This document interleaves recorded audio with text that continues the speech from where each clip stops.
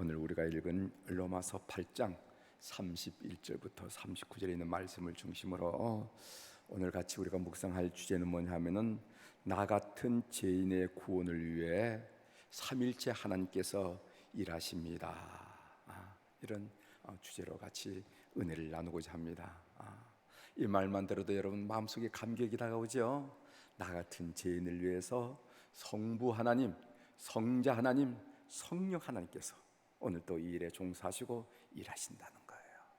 그렇게 소중한 존재라는 것을, 그렇게 하나님이 여러분들을 귀히 여긴다는 것을 우리가 다시 한번 새겨볼 수 있는 귀한 시간이라고 생각합니다. 우리 그리스도인들이 살다 보면은요, 크고 작은 죄를 짓게 됩니다.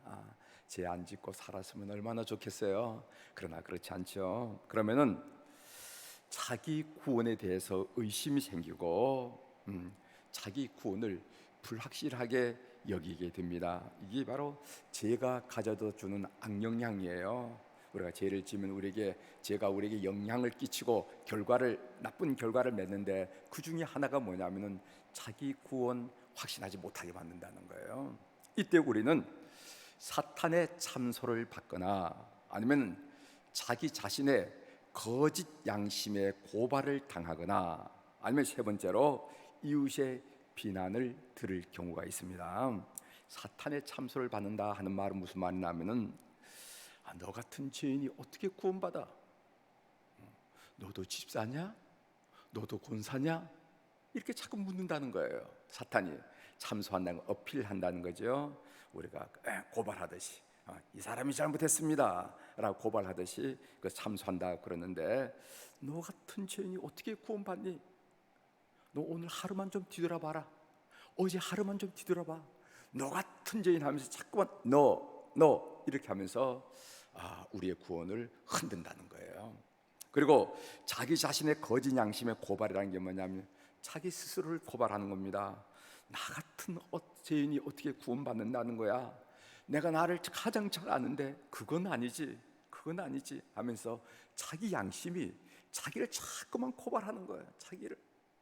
아니야, 당신은 용서받았습니다. 아닙니다, 나는 용서받지 못했어. 나 같은 사람이 어떻게 용서받을 수가 있겠습니까? 하면서 자기 양심이 자기를 자꾸만 고발한 상태를 보고 자기 양심의 거짓 양심의 고발이라 이렇게 말한다는 겁니다. 이웃의 비난을 받게 되죠. 이것은 뭐냐면은 당신도 예수 믿는 사람이야? 죄를 그렇게 지으면서 당신이 예수 믿고 천당 간다면은 나는 만당 가겠다, 이렇게 하면서 얘기를 한다 이 말이죠. 그럼 그런가 보다 하면서 수그러시는 거예요. 다시 말씀드립니다. 우리가 크고 작은 죄를 짓게 되면은 사탄의 참소를 받거나, 그리고 자신의 거짓 양심의 고발을 당하거나, 아니면 이웃의 비난을 받아서 이렇게 되면은 사죄의 확신과 구원의 확신이 흔들리게 되면서 영적 슬럼프에 빠지기 시작합니다. 여기에 딱 걸리면은 걸렸다 이렇게 끝나는 것에 영적인 슬럼프에 빠지기 시작해요. 봉사하는 것도 놓게 되고, 찬송하는 것도 잃어버리게 되고, 기도하는 것도 잃어버리게 되고, 말씀 보는 것도 잊어버리게 되고, 이렇게 되는 거예요. 슬럼프에 빠지게 돼요. 저도 이런 경우를 경험하면서 신앙생활을 하고 있습니다. 저의 경우에는 예수님의 이름으로 참소하는 사탄을 대적하고 물리칩니다. 영적 현상이라는 것을 판단하고, 이 영적 전투 중에 하나가 아니겠어요? 예수의 이름으로 참소하는 사탄을, 그 인격을 물리칩니다. 그리고 하나님의 말씀을 들이대는데 주로 제가 들이대는 말씀, 약속의 말씀이 오늘 본문에 나와 있어요. 오늘 33절에 보면은 누가 능히 하나님께서 택하신 자들을 고발하여 의롭다 하신 이는 하나님이시니, 또 34절 누가 정죄하려 죽으실 뿐 아니라 다시 살아나신 이는 그리스도 예수시니 그는 하나님 우편에 계신 자요 우리를 위하여 간구하시는 자신이라 하면서 제가 들이대는 거가 이런 약속의 말씀을 들이댑니다. 이렇게 선포하면서 영적 슬럼프에서 벗어나려고 한다는 것이죠. 오늘 본문입니다. 오늘 본문 로마서 8장 31절부터 39절에는요 우리의 구원을 위해서 일하시는, 우리의 구원을 위해서 종사하시는 삼일째 하나님의 은혜를 고백하고 있어요. 바울 사도가 이렇게 정리해서 고백합니다. 그 내용을 함께 좀 살펴보도록 하겠습니다. 먼저 31절부터 33절의 내용은 성부 하나님이 하시는 일입니다. 그럼 성부 하나님이 무슨 일을 하신가? 우리를 의롭다고 하신다는 겁니다. 의롭다 하신다. 성부 하나님이 우리를 의롭다 하신다, 이렇게 말합니다. 천상의 최고 재판장이신 하나님께서 최종적으로 궁극적으로 우리를 의롭다고 하신다는 거죠. 그 내용이 33절에 있는데 한번 우리 같이 읽어보도록 하겠습니다. 33절 누가 능히 시작. 누가 능히 하나님께서 택하신 자들을 고발하리요 의롭다 하신 이는 하나님이시니. 아멘. 천상의 최고 재판장이신 하나님께서 최종적으로 그리고 궁극적으로 우리에게 무죄를 선언하셨다는 것입니다. 누가 감히 우리를 향하여 죄가 있느니 없느니 왈가 불가 할 수 있겠냐 말이죠. 여러분 대답해 보시길 바랍니다. 없지요. 천상의 최고 재판장이신 하나님께서 나를 의롭다고 선고하셨음을 믿는 여러분들이 되기를 주의 이름으로 고면합니다. 우리가 인생을 살면서 신앙생활을 하면서 어떤 상황에 처하든지 그리고 어떤 형편에 처하든지 기쁠 때나 슬플 때나 내 감정이 고양될 때나 아니면 슬럼프에 빠질 때나 죄와 싸워 승리했을 때나 아니면 실패할 때나 관계없이 하나님께서 나를 의롭다고 최종적으로 선포하시고 선고하시고 선언하셨다 하는 이 놀라운 사실을 잊지 마시길 바랍니다. 하나님께서 나를 의롭다고 최종적으로 선포하셨다 하는 것을 잊지 말자는 거죠. 두 번째로 34절에 소개한 내용은 성자 예수 그리스도께서 하시는 일입니다. 그럼 성자 예수 그리스도께서 무슨 일을 하셨는가? 우리를 용서하시는 일을 했다는 겁니다. 우리를 용서하시는 일을 했다는 거예요. 그 내용이 34절에 있죠. 한번 같이 읽어보도록 하겠습니다. 누가 정죄하려 시작. 누가 정죄하려 죽으실 뿐 아니라 다시 살아나신 이는 그리스도 예수시니 그는 하나님 우편에 계신 자요 우리를 위하여 간구하시는 자시니라. 예수 그리스도께서 죄인인 우리를 위해서 당신의 생명을 내주셨다는 것입니다. 우리 대신 벌을 받기 위해서. 그래서 우리는 용서를 받았다는 것입니다. 그런데 감히 누가 우리를 죄인으로 인정하고 정죄하겠느냐 이 말이죠. 여러분 한번 스스로 대답하시죠. 그럴 수 없죠. 그래서 우리는 어떤 상황에서도 예수님이 내 죄값을 치르시기 위해서 죽으셨다 하는 사실을 잊어서는 안 된다는 겁니다.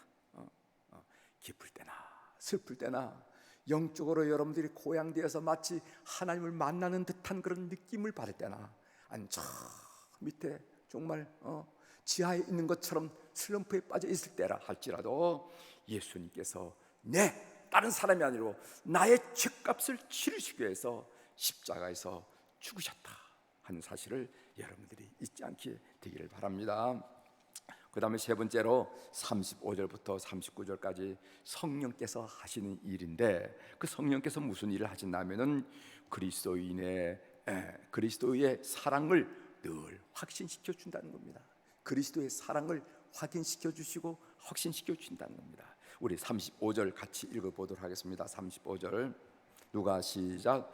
누가 우리를 그리스도의 사랑에서 끊으리요 환난이나 곤고나 박해나 기근이나 적신이나 위험이나 가리라. 여기 누가 우리를 그리스도의 사랑에서 끊으리요. 환난이 뭔지 알죠? 곤고라는 것은 고생스럽고 딱함을 말한다. 참 딱하다, 참 공고하구나, 딱하다 이런 얘기입니다. 곤고, 박해 여러분 아시죠? 기근, 적신이라는 것은 벌거벗은 몸을 말하는 겁니다. 벌거벗은 몸, 가난해서 벌거벗었던지 어떻게 해서 적신이나 하면은 환경이 벌거벗은 것을 말하죠. 위협이나 가래라 여러분 다 아신 말씀이죠. 여기에 나열된 환난, 곤고, 박해, 기근, 적신, 위협, 갈 이런 사항들은요 우리에게 하나님의 사랑을 의심하게 할 만큼 하게 하는 것들이라는 겁니다. 우리가 환난을 받았을 때, 우리가 곤고를 경험할 때, 우리가 박해를 경험할 때, 우리가 기근을 경험할 때, 우리가 적신의 상태에 빠졌을 때, 우리가 위험한 상황에 있을 때, 그리고 칼 앞에 섰을 때 갔었을 때 하나님의 사랑이 계시다면은, 하나님의 사랑이 있다면은 내가 왜 이런 처지에 빠졌을까 하고 하나님의 사랑을 의심할 만한 상황들이고 여건들이고 조건들이라는 겁니다. 그러나 그런 순간에도 성령님은 우리에게 오셔서 그리스도의 사랑을 다시금 우리에게 확인시켜 주시고 확신시켜 주신다는 겁니다. 믿으시길 바랍니다. 아마 이 새벽 기도에 나온 분들은요, 이런 경험 많이 하셨을 거예요. 이런 경험 많이 하셨을 거예요. 너무너무 힘들고 암담하고 답답한 상황인데, 그래도 하나님께 기도할 때 마음속에 나도 모르고 남도 모르는 사이에 위로가 넘치는 거예요. 위로. 성령님이 여러분들의 심령을 만져주는 것을 여러분 신앙생활을 통해서 많이 경험하셨죠? 우리가 그 모습으로 신앙생활을 하는 거 아니겠어요? 그 모습으로 기도 자리에 나오는 거 아니겠습니까? 네. 제가 어제 이 본문을 묵상하면서 이런 생각이 들더라고요. 어떤 생각이 들었냐면은, 바울 사도가 확신한 이 사실을 왜 우리는 확신하지 못하고 살아갈까? 그리스도 예수 안에 있는 사랑에서 끊을 수 없으리라 하면서 바울 사도가 마지막 39절 담대하게 선언하는데, 왜 우리는 바울 사도와 같은 그런 확신을 우리가 가지고 살지 못할까? 바울 사도는 하나님의 사랑과 그리스도의 사랑을 그렇게 확신하는데 우리는 그렇지 못한 이유가 무엇일까? 이런 생각이 들더라고요. 우리가 이런 확신에 가려면 적어도 두 가지가 계속되어야 된다고 생각하는데, 하나는 뭐냐면은 성령의 깨닫게 하심으로 하나님의 약속의 말씀을 굳게 붙잡아야 됩니다. 아시죠? 여러분, 우리가 신앙생활을 하는데 자기 자신에게 기대면 안 돼. 내가 이만큼 했는데, 내가 누군데 하고 자기 자신에게 기대면 슬럼프에 빠집니다. 오늘 우리가 기대고, 오늘 우리가 붙들고, 오늘 우리가 의지할 것은 하나님의 말씀이에요. 하나님의 말씀이 말씀하셨다는 겁니다. 영원히 변치 않은 하나님의 말씀이 선언했다는 겁니다. 그래서 여러분들이 신앙생활 때 여러분 자신에게 기대지 말고 말씀에 기대해야 돼요. 그렇게 하시는 여러분 되기를 바랍니다. 하나님 말씀에 기대. 첫 번째로. 두 번째로는 하나님의 말씀이 가르치는 구원의 도리를 반복적으로 배워 확인해야 됩니다. 여러분, 공부 잘하는 학생들은 꼭 복습을 잘하죠. 그래서 우리 같은 사람은 그냥 선생님 가르치는 것 중에서도 한 50%밖에도 모르는데, 공부 잘하는 와가지고 반복하고 또 생각해서 2%를 팍 하고 나간다 이 말이죠. 그 특징이 아니에요. 그런 것처럼 우리 성도들이 평생을 살면서 성경 공부하는 일을 중요시 여겨야 됩니다. 중요시 여겨야 돼요. 우리 요즘 제자 양육하는데 대면으로 못하고 비대면으로 줌으로 하는데 아주 재밌게 우리 부목사님들이 하시더라고요. 네. 나는 다 아는데 뭘 또 배워? 그건 아주 잘못된 사고입니다. 반복 교육하지 않으면 우리는 망각하게 돼요. 이 구원의 이 소중한 도리를 세월이 지나면 상실하게 돼요. 잊어버리게 돼요. 망각하게 됩니다. 그러면요, 우리가 냉랭하게 되는 겁니다. 늘 하나님의 구원을, 하나님의 성부의 역사를, 성자의 역사를, 성령의 역사를 늘 새롭게 되뇌어야 되는데, 이 일을 위해서 성경 공부를 하는데, 여러분 이제 요번에 1차 끝난 다음에 또 2차 또 할 겁니다. 늘 성경 공부를 잘 끝까지 주님 앞에 갈 때까지. 그래서 우리는 성경에서 뭐를 가르치면 하나님을 자꾸만 알아가라는 겁니다. 하나님이 아주 끄트머리 욕을 알고 다 알았다고 생각하는 건 아주 어리석은 사람이에요. 자꾸만 알아. 성경은요, 한 번 읽을 때 다르고, 두 번 읽을 때 다르고, 세 번 읽을 때 다르고. 알아가는 여러분 되시기를 주의 이름으로 고민합니다. 삶의 적용으로 말씀드립니다. 나 같은 죄인의 구원을 위해서 오늘 또 삼일째 하나님, 성부 하나님, 성자 하나님, 성령 하나님께서 합동하여 일하시고 나를 돕고 있다는 사실이 감격스러웠습니다. 참 고맙고 감격스럽습니다. 오늘 또 이 감격으로 승리하는 우리 교우들의 삶이 되기를 주의 이름으로 축복합니다. 기도하시겠습니다.